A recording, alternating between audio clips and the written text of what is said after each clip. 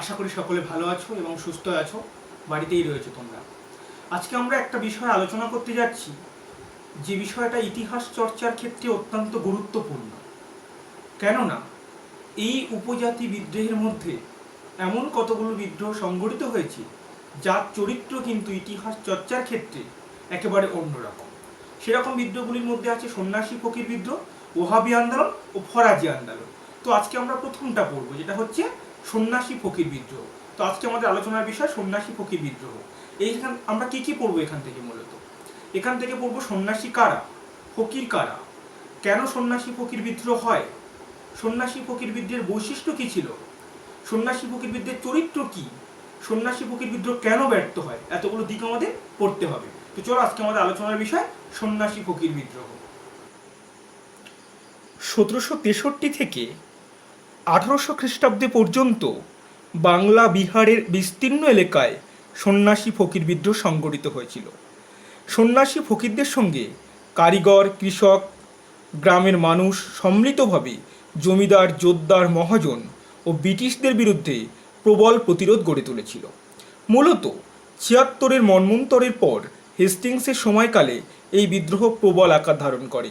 অনেকের মতে সন্ন্যাসী ফকির বিদ্রোহ ছিল বাংলার প্রথম কৃষক আন্দোলন।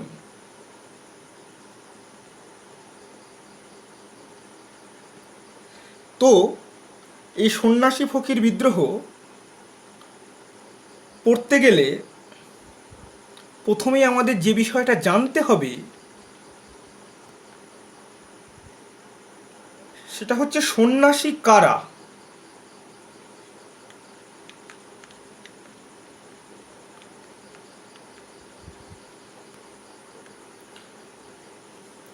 আদতে সন্ন্যাসীরা ছিলেন 10 নামী সাধু, যারা নবম শতাব্দীতে বিহারে গোসাই নামে পরিচিত ছিল। এদেরকে অনেকে বৈরাগী বলতেন। এরা মূলত থাকতেন মঠ বা গৃহে। এদের পোশাক থাকতো নীল ও গেরুয়া। সন্ন্যাসীদের মধ্যে নাগা সন্ন্যাসীও ছিল, যারা কৌপিন পরতেন। এই সব সন্ন্যাসীদের মধ্যে গিরি ও পুরী সম্প্রদায় ছিল। তো সন্ন্যাসী কারা? আমরা এখানে দেখলাম যে সন্ন্যাসী হচ্ছে 10 নামী সাধুরা, যারা নবম শতাব্দীতে বিহারে গোসাই নামে পরিচিত ছিল। এদেরকে বৈরাগী বলতো। এরা মূলত থাকতো কোথায়? মঠ বা গৃহে। এনাদের পোশাক কি? নীল ও গেরুয়া। এরা কৌপিন পরতো। আর সন্ন্যাসীরা দু সম্প্রদায় ছিল, কি? গিরি আর পুরী। তাহলে সন্ন্যাসী কারা আমরা জেনে গেলাম।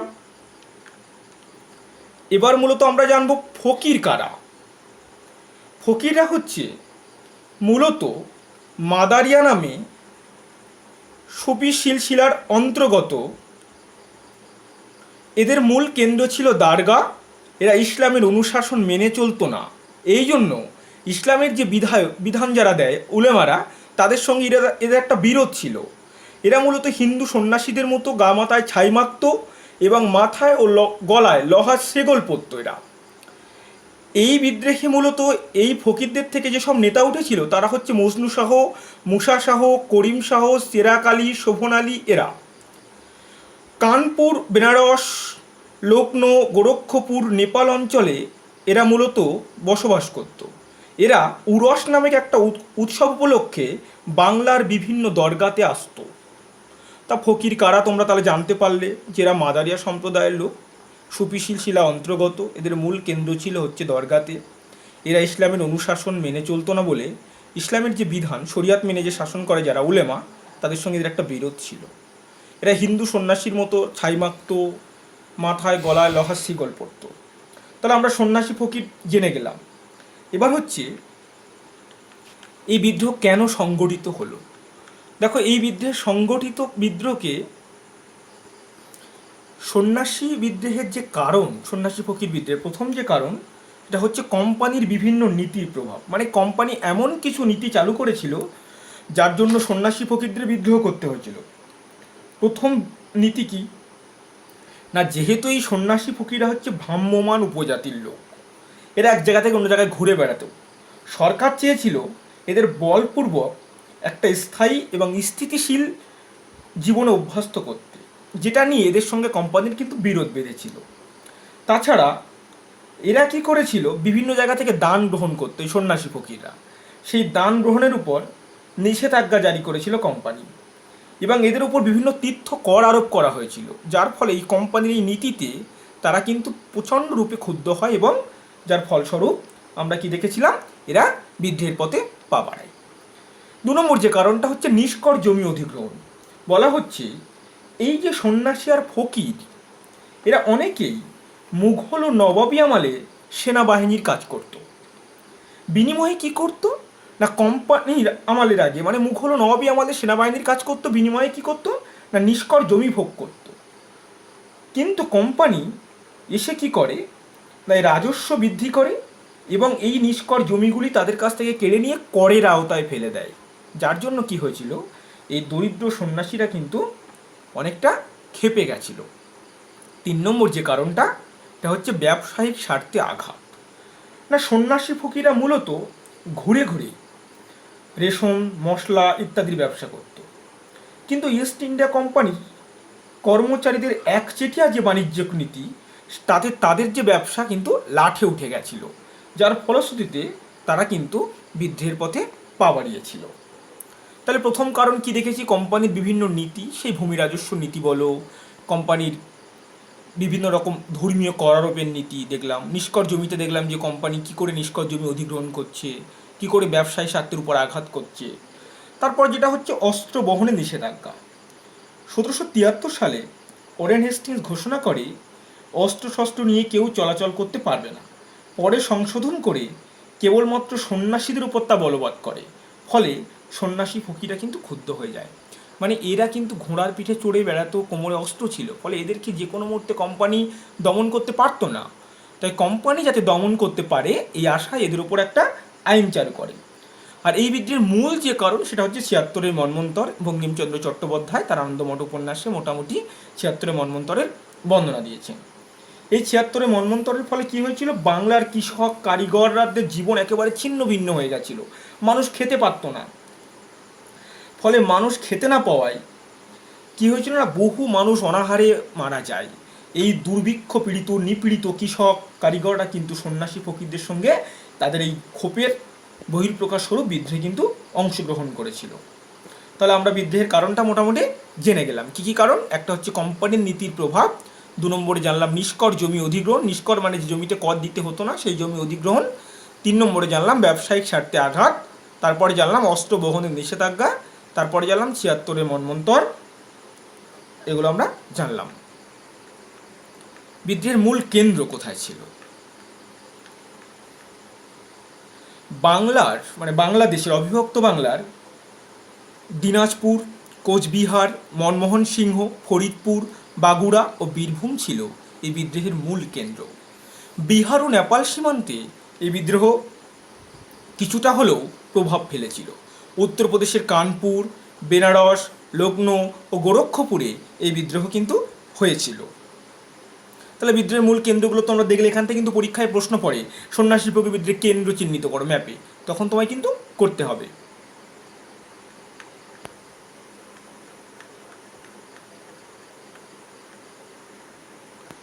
এই বিদ্রোহের যে নেতা হিসাবে আমরা মূলত পাচ্ছি ভবানী পাঠক, দেবী চৌধুরী রানী, মজনু শাহ, করিম শাহ, চেরাগ আলী, মুসা শাহ প্রভৃতি উল্লেখযোগ্য নেতা। এখানে দেখো ভবানী পাঠকের একটা ছবি আমি জোগাড় করতে পেরেছি, সেটা এখানে দিয়ে দিয়েছি। তাহলে এই বিদ্রোহের নেতা কারা ছিল? ভবানী পাঠক, দেবী চৌধুরী রানী, মজনু শাহ, করিম শাহ, চেরাগ আলী, মুসা শাহ, এরা কিন্তু এই বিদ্রোহে নেতৃত্ব দিয়েছিল। সব থেকে যে গুরুত্বপূর্ণ কথা সেটা হচ্ছে যে এই বিদ্রোহের গতি প্রকৃতি কেমন ছিল, এই বিদ্রোহ কিরাম করে শুরু হয়েছিল, কিভাবে হয়। প্রথমে দেখো, এই বিদ্রোহের সূচনা হয়েছিল 1763 সালে ঢাকায় ইংরেজ কুঠি আক্রমণের মধ্য দিয়ে। তাহলে সন্ন্যাসী ফকির বিদ্রোহের সূচনা কিভাবে হয় না, 1763 সালে ঢাকায় ইংরেজ কুঠি আক্রমণের মধ্য দিয়ে। 1767 সালে দিনহাটার সন্ন্যাসী রামানন্দ গোসাইয়ের বাহিনীর সঙ্গে লেফটেন্যান্ট মরিসনের বাহিনীর যুদ্ধ হয়। এই বিভিন্ন কারণে যুদ্ধটা হচ্ছে, যে কারণগুলো আগে বললাম সেই কারণেই হচ্ছে। 1769 সালে নেপাল সীমান্তে বিদ্রোহের আক্রমণে পরাজিত হয় এবং সেনাপতি কিট নিহত হয়। মানে 1769 সালে কোথায় হচ্ছে? নেপাল সীমান্তে হচ্ছে। 1773 সালে রংপুরে সন্ন্যাসী ফকির বিদ্রোহীদের অতর্কিত আক্রমণে ক্যাপ্টেন টমাস নিহত হয়।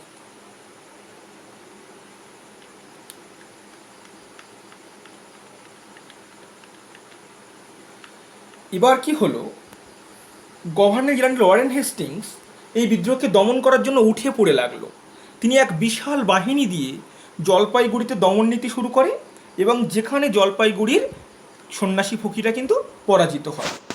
আবার 1776 সালে মজনু শাহের নেতৃত্বেই বিদ্রোহ মাথাচাড়া দেয় এবং বিশাল সেনাবাহিনী নামানো হয় যুদ্ধ দমন করতে। বিশাল সেনাবাহিনীর যুদ্ধে মজনু শাহ কিন্তু মারা যায়। ফলস্বরূপ কি হয় না, 1802 সালে এই বিদ্রোহ পুরোপুরি দমন হয়ে যায়। তাহলে বিদ্রোহের গতি প্রকৃতি তোমরা বুঝতে পারলে। প্রথম শুরু হচ্ছে কোথা থেকে, সন্ন্যাসী ফকির বিদ্রোহ করছে কোথায় না ঢাকায়, আর শেষ হচ্ছে কোথায়, রংপুরে গিয়ে। কত সালে না 1776 সালে, এবং 92 সালে মুসা শাহ মারা যাচ্ছে। 1802 সালে এই বিদ্রোহ পুরোপুরি দমন হয়ে যাচ্ছে।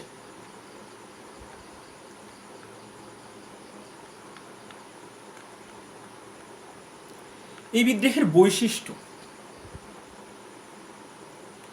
প্রথম কথা হচ্ছে এই বিদ্রোহের প্রধান বৈশিষ্ট্য হচ্ছে উপমহাদেশের সব থেকে দীর্ঘস্থায়ী হচ্ছে এটা।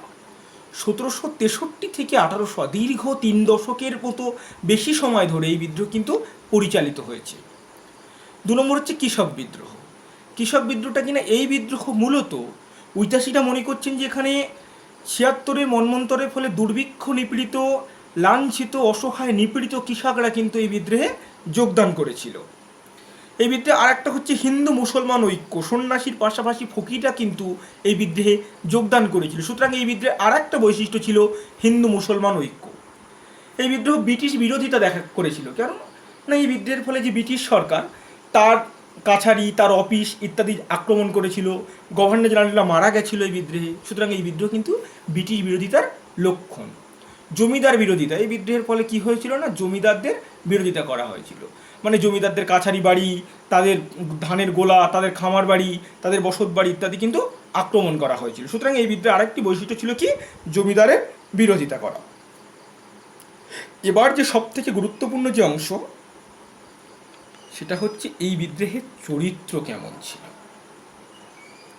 দেখো, মোটামুটি এই বিদ্রোহের চরিত্র সম্পর্কে কোম্পানির প্রাপ্ত নথির উপর ভিত্তি করে বলা যায়, ওয়ারেন হেস্টিংস এই বিদ্রোহকে ডাকাত ও বিশৃঙ্খলা সৃষ্টিকারীদের উপদ্রব হিসাবে চিহ্নিত করেছেন।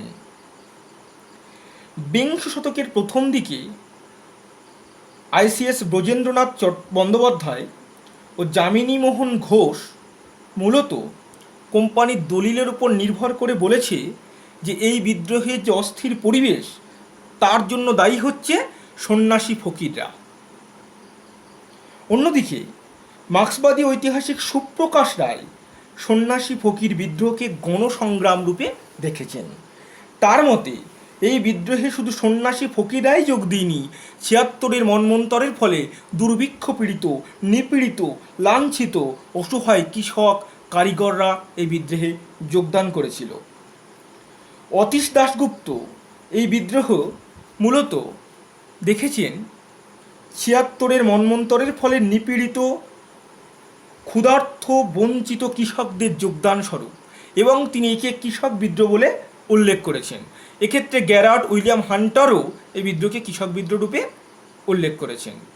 আনন্দমোহন বসু এই বিদ্রোহকে বলেছেন সুবিধাবাদীদের বিদ্রোহ। তার মতে সন্ন্যাসী ফকিররা কখনোই ঔপনিবেশিক শাসনের অবসান চায়নি, তারা বরং ঔপনিবেশিক আগে অর্থাৎ প্রাক ঔপনিবেশিক যুগে অর্থাৎ মুঘল যুগে বা নবাবী আমলে যে সুবিধাগুলো পেত, সেই সুবিধাগুলো ফেরত পাওয়ার কথা বলেছে।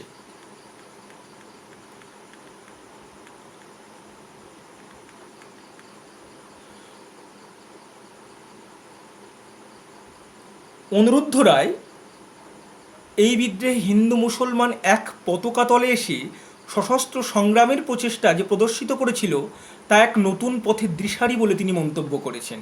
তিনি মূলত ঔপনিবেশিক শক্তির বিরুদ্ধে সংগ্রাম রূপে সন্ন্যাসী ফকির বিদ্রোহকে দেখেছেন।